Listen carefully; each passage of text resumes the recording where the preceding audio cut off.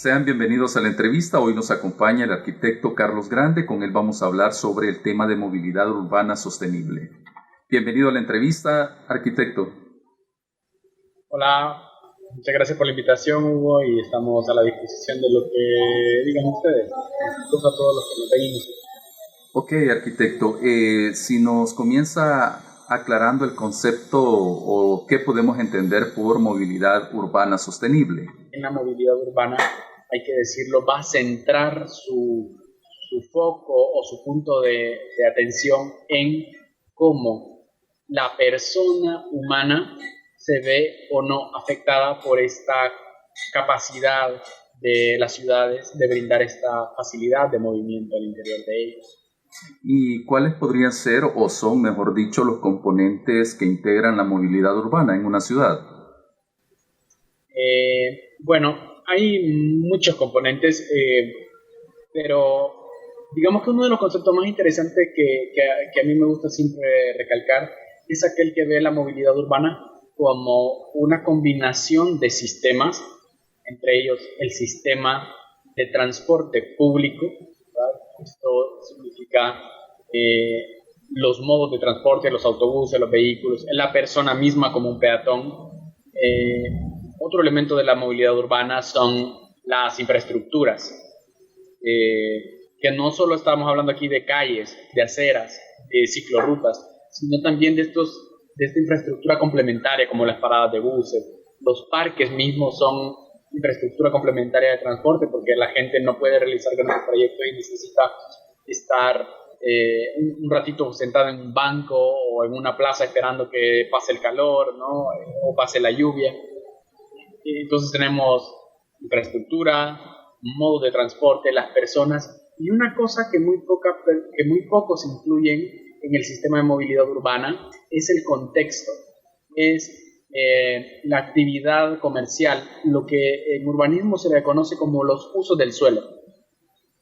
Son los usos del suelo que interactúan con los sistemas de transporte y las infraestructuras las que al final van a permitir una movilidad urbana o al contrario, o la van a limitar. Esa complejidad de sistemas que interactúan para poder facilitar el desplazamiento de personas, en otro caso podríamos decir de materia, información y energía, esas interacciones son claves como elementos que le dan forma o que configuran la movilidad urbana.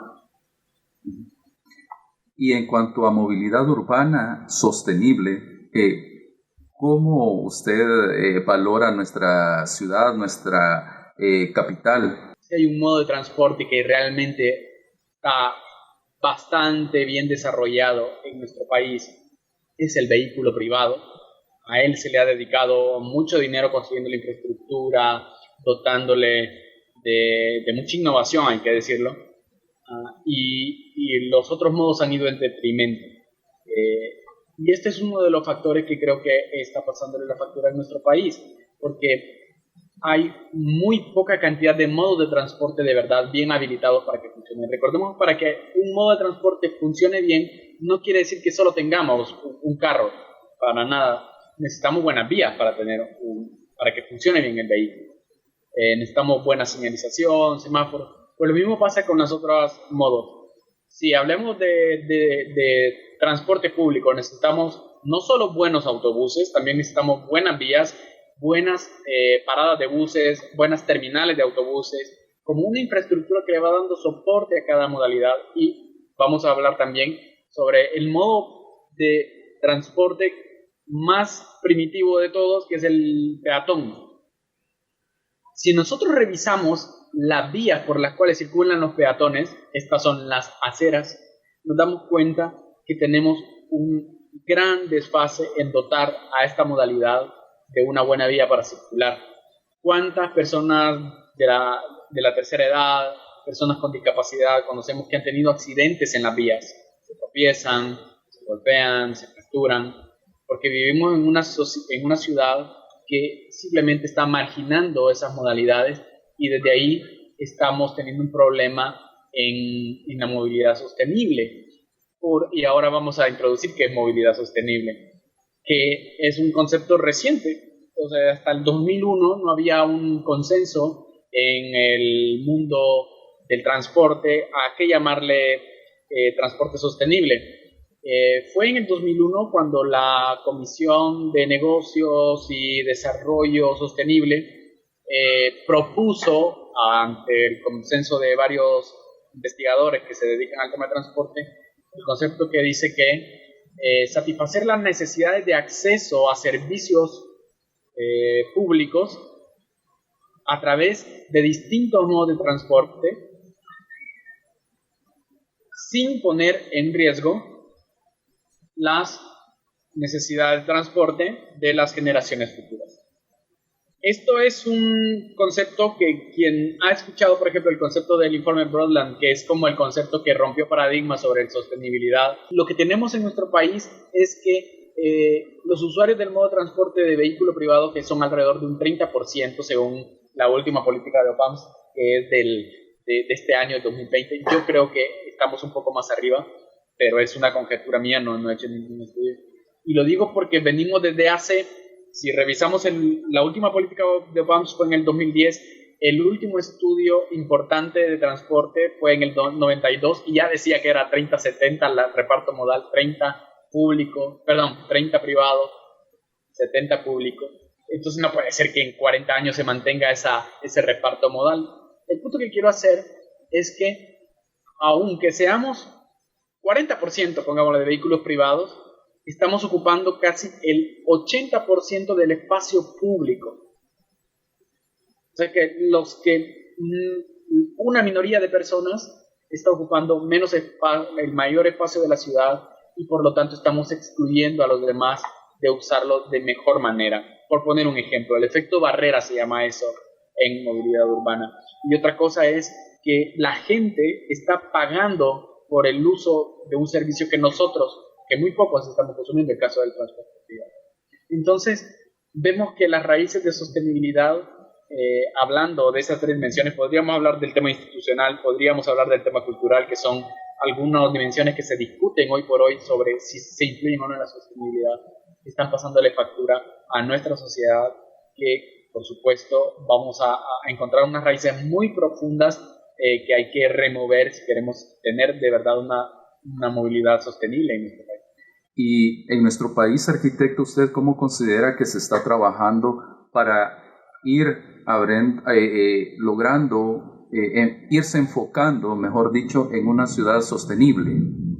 Desde nuestro país, ¿qué esfuerzos usted puede observar que se han hecho o que falta por hacer? Bueno, primero creo que todo empieza a nivel de Estado planteándose políticas públicas claras. Creo que debe de haber un consenso a nivel nacional sobre cómo queremos movernos. Si usted me dice cuáles son las cosas que se han hecho bien, vamos a ver, en el 2017-2018, se creó una política marco a nivel regional sobre movilidad, transporte, movilidad y logística, que la lideró El Salvador. Ahí, a partir de esa política marco a nivel centroamericano, que fue potenciada por el SICA, cada país creó una política nacional de transporte, logística y movilidad. El Salvador creó la de él a nivel nacional. Tiene algunas directrices claras sobre, por ejemplo, revertir la pirámide de movilidad, es decir, priorizar las inversiones a las movilidades no motorizadas, peatón, bicicleta y transporte público en segunda instancia, para poder ir en detrimento del vehículo privado. En fin, tiene como aspectos bien interesantes, pero tiene varios problemas. El problema es que, nuevamente, es una política construida desde la tecnocracia. Efectiva, y aquí viene un componente interesante de plantearse las ideas o plantearse soluciones de verdad sostenibles, tropicalizar el concepto de sostenibilidad, porque todo ese tipo de ideas de potenciar la movilidad peatonal, de potenciar la movilidad de bicicleta, por supuesto que a nivel internacional uno las repite y todos dicen, sí, es cierto, estamos de acuerdo, así es el camino, pero si tu sociedad no lo quiere hacer, pero si tu sociedad no está no está convencida de que ese es el camino de la sostenibilidad, la dimensión social de la sostenibilidad, entonces esa política entrará en un serio conflicto a nivel nacional. Y eso es lo que está pasando. Porque, como ejemplo, podría citar el famoso Citrams.